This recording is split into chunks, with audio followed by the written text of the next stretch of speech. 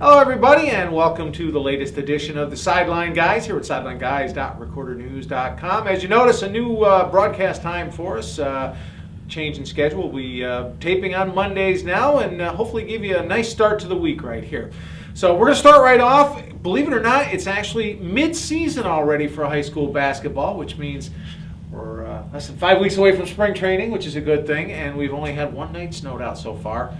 We thought what we would do today is give you our picks for kind of our mid-season awards. We're going to go through and we'll give you our player of the year, obviously, and also our coach of the year. We also wanted to give you a couple of other players, our breakout players of the year, which are players that have basically just been kind of introduced to the starting lineups this season and have made a nice contribution, as well as our players to watch in the second half of the season. So why don't we start right off with our player of the year, and Adam, I'll give you first dig. My MVPs so far for the season, and I'm going strictly by most valuable because he's not the highest scorer in the area. He is probably the highest rebounder in the area. But Luke Nethaway at Fonda Fultonville scored about 13 points a game. But his presence on this team, he's the only guy who scores inside the three-point line on most nights. And if you take him away offensively and defensively, I don't know where this team is right now. They're certainly not a two-loss team like they are. He has, from the middle of last season until now, when he was the fourth or fifth option on that team last year and has now become the number one guy, his evolution into a really complete power forward has been nothing short of astounding. Absolutely, and I'm going to agree with you on this one. I think Luke is by far the most valuable player right now. There have been times when he has been Fonda's sole offense, and he really has taken on the challenge very well. He has improved his inside game so much over last season when he was really more of a supporting player to his older brother Josh. And no doubt right now, you just can't say where that Fonda team would be without him. They'd be lucky if they'd have 1 or 2 wins without him right now. Coach of the year, I know we disagree on this one, and everybody, I know there's going to be people groaning out there when I make this pick because all I do is rave about this guy, but I've got to go with Craig Phillips of Fort Plain as my coach of the year so far. His Hilltoppers 8-1 on the season, 4-0 in the WAC North. They have been kind of giant killers. They've gone 3-1 so far against larger school teams, including an impressive win that I know you witnessed on the road at Spa Catholic last week.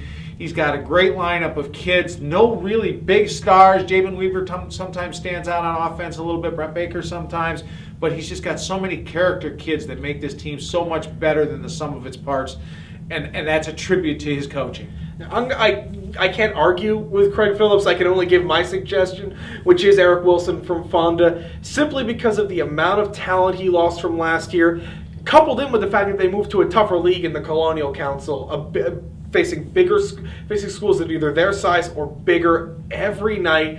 What they've done to be as successful as they have so far this year. Eric Wilson is one of the best coaches in the area year in, year out. He took a team last year out of the WAC, undefeated to win a sectional title, and he's doing almost as good of a job this year with a much less experienced team. Who's your breakout player? My breakout player of the year now, he could have been the breakout player of the year a year ago had he not been injured, but RJ Pingatora brought Auburn Perth pretty much solely on the virtue of his first game this year in the starting lineup. He came out and scored 38 points against the Scotia Glenville team that's going to contend for the Class A title. BP was really expected to be Tyler Wood's team this year, and Tyler Wood is a tremendous scorer. But Pingatore's ability to come out, and he's really taking control of that team as the point guard. He's a terrific shooter, of course, made 10 3-pointers that one night against Scotia, but he gave them that second outside scoring option that prevented teams from doubling Wood on the outside. He's done a really great job after missing a lot of last year due to injury. Now, my breakout player, I'm going to come down to Amsterdam, and kind of an enigmatic team, but with probably, I'm going to say he's probably one of the most athletic players that we've got in the area, and that's Tyler Major.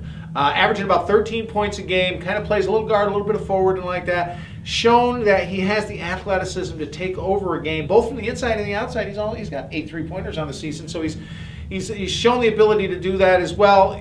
Just like the rest of his team, though, he can disappear at times. But you know what? You just watch that kid. When he's on, and he's just a pleasure to watch. He plays above the rim. He's very entertaining to watch. And he gets bottled up when teams tend to put bigger guys on him. When he can match up with a smaller guy, especially teams that run a 3-guard lineup, the opening game of the season against Catholic Central being the best example, he really turned things on. Now, for my player to watch for the rest of the season, I'm going to go to Amsterdam's leading scorer. And it's odd that Amsterdam's leading scorer is a quiet player at times, But Antonio Johnson is a streaky scorer. When he gets going, his range is as good as anyone in the area. He can penetrate as well. I think with Major's athleticism, he actually kind of gets lost a little bit in terms of he's not always on the ball. Ramon Santiago is the point guard of that team. He tends to be on the ball the most. Johnson plays off the ball. He can get into the lane, but he's most dangerous when he starts feeling that shooting rhythm. And when he gets confident, he'll carry a team for an 8 to 12 minute stretch. Now, my player to watch, I'm really going out on a limb on this one. I'm going to pick Will Turner from Fonda. Will's a freshman. He has the one thing that they always say you can't coach, size, going at 6'6" right now. But even though he's only scored 10 points this entire season, I like what I'm seeing out there. The kid plays pretty good defense. He can shut down a team and be kind of an intimidating presence on the inside. But I also think he's got what it takes if he can just kind of get rid of the happy hands. He's got really good footwork down low. The problem, he's very nervous when you get the ball in his hands. When I've seen him play 3 or 4 times this season, it's almost like he's afraid of the ball. He'll get it, he'll fumble it, he won't be sure with it at all. And as a result, he's a lot of turnovers and like that. But the kid just really looks like he gets it mentally, which is something for a freshman. Plus the fact, as a freshman, to be as athletic he is at that size is something special. And I think if he keeps working hard and he keeps being given the opportunities that Eric Wilson has been giving him, he could be a really pleasant surprise later in the season. Mm-hmm. Now, move on a little bit. We move to our power rankings. Yes. For this week, and I think we pretty much got the same rankings. Here's mine. Just starting at number 5 right now, Mayfield. Just by virtue of the 5 spot is a little hard to come up with here.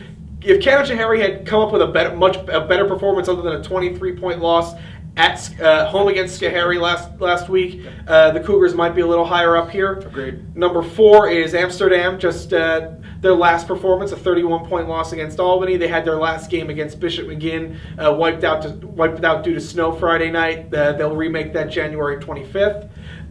Number 3, Fonda Fultonville. The Braves just consistently moving along. They've got a big game coming up scheduled tomorrow night against Cohoes, one of the top Class B teams out there. Number 2, Broad Alban Perth really didn't actually play at all last week. Their game Friday night was rained out. Snowed out. Hey, baseball season coming up. They get Johnstown coming up on Tuesday night. Number 1, Fort Plain. They have Galway, a very easily winnable game. Coming up on Tuesday, and just an incredibly impressive performance to get that 1-point win at Spot Catholic. Yeah, and they're looking clean through right now until they see Spot Catholic again. I believe it's on February 4th. I want to wrap up by taking a look at the NFL playoffs. Obviously, we're heading on to the second round, the final 8, if you will, and got 4 games over the weekend. Figured we'd quickly share our picks with you. Saturday's games, we've got Baltimore playing at Pittsburgh. Baltimore, a 3-point underdog. But you know what? I just like this team. I really don't think that much of Pittsburgh this season. I think they haven't looked nearly as good as their record. And Baltimore, especially when Flacco can hook up with Bolden, this is a team that can do a lot. I almost think they could challenge New England. Yeah, Baltimore was my preseason Super Bowl pick out of the AFC. Getting 3 points on the road. I think they win this game straight up. It's a toss-up whenever these two teams play. But I think Baltimore at least get the 3 points, and I think they win that game on the road. And Saturday's NFC game is Green Bay, fresh off a win over your Eagles. My condolences. Heading down to Atlanta and taking on Matty Ice and the Falcons. Falcons only a 2-point favorite, and I find this interesting because usually home field advantage alone is worth 3 points. So they're basically saying that the Packers, a wild card team with no running game, is better than the team with the best record in the NFC, and I just don't see that happening. James Stark's running for 123 yards against the Eagles, a fluke at best. The Packers have had no running game all season. I just don't see that surviving against the Falcons. So I'll take Atlanta and I'll give those points. I'm taking Green Bay again. I have Green Bay in the Super Bowl.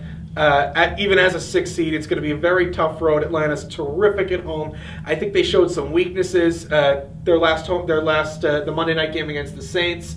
I think Atlanta's a beatable team. They can easily win this game, especially if Michael Turner. They're going to win this game not with Matt Ryan, but with Michael Turner. But I think Aaron Rodgers is right now playing at another level. I think he takes that team to the NFC Championship game. All right, and turning to Sunday, first game on the schedule, this is the one. I got my upset special in last week. Even though I had picked the Saints to go to the Super Bowl, I had taken Seattle in the points. And I'm going to do it again this week as the Seahawks go to Chicago to face the Bears. The Bears, I know a lot of people say that this reminds them a lot of the team that went to the Super Bowl against the Raiders a few years back. Against the Colts. Against the Colts, my apologies. I don't see that with this team. Seattle's on a roll. Seattle's got Matt Hasselbeck back in the lineup, who's already proven he can take a team to the Super Bowl. And how about Beef Mo, Marshawn Lynch, coming from the depths of nowhere. YouTube classic already with that run. So I'm going to take Seattle, even though they're a 10-point dog, and I'm going to call it right here. I think they're going to upset Chicago and go to the NFC Championship game. Yeah, Seattle already beat Chicago in Chicago earlier this year. It's hard. I have to take the. I have to. 10 points is too much in the playoffs. It just, for me, more than a touchdown is too much in the playoffs. I think Chicago wins this game just because I think they're a much better team than they were when Seattle beat them earlier in the season. I think their offensive line is playing much better. I think Jay Cutler is playing much better, and I think the Saints were ripe to be picked off last week. They got trapped playing a 7-9 team with nothing to lose. This will be closer than 10 points, but I think the Bears go to the NFC title game. Okay, so you say 10 points is too much. How about 8 points? That's how much the Patriots are favored over the Jets in the other Sunday game at Foxborough. I will make an exception, simply because the New England Patriots at this point in time are the best team in football, and number 2 is not close. I think that the Patriots, 45-3 on Monday night in December was not a fluke. I don't think it will be that much of a blowout this time around, but I certainly think this is a 2-touchdown game or more. I think the Patriots, after that win, really got in the Jets' head. Oh, yeah. I mean, you got Ryan saying that it was the Colts in his head last week. I think it's definitely the Patriots that are in their head. As I said to you when we were talking yesterday, I think this game is over well before halftime. Sorry, Jet fans, but the Patriots are that good. I don't think there's anybody right now that can get in their way. No, it's just they're playing at another level right now with a lot of guys who people haven't necessarily heard of. You've got the Danny Woodhead and the law firm of Ben Jarvis, Green Ellis running the ball. You got 2 rookie tight ends, Deion Branch back from out of nowhere. This team got so much better after the trade of Randy Moss that it's scary how good a team gets after its best big play threat, who was traded. It's really just a testament to how good Tom Brady's been this year and how good what is really a new version of the no-name defense has been. All right, and with that, we're going to wrap it up for another week. Adam, Mark, Sideline Guys, don't forget sidelineguys.recordernews.com. Not only can you check out the webcast there, but regular blog postings as well. Have a great week. We'll see you again next Monday. Take care. Bye.